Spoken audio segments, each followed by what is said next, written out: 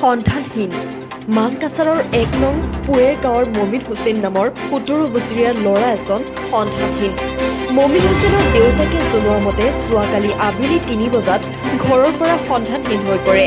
ল'ৰাজন ২ বছৰ ধৰি মানসিকভাৱে অসুস্থ হৈ আছে।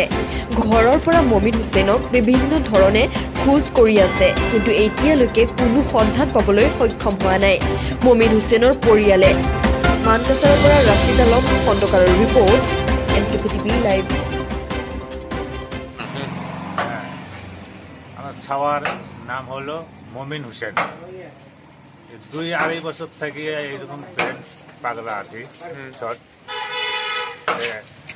কালকে এরকম হঠাৎ করিয়ে ৩টার সময় সে মানে ছুটি গেছে।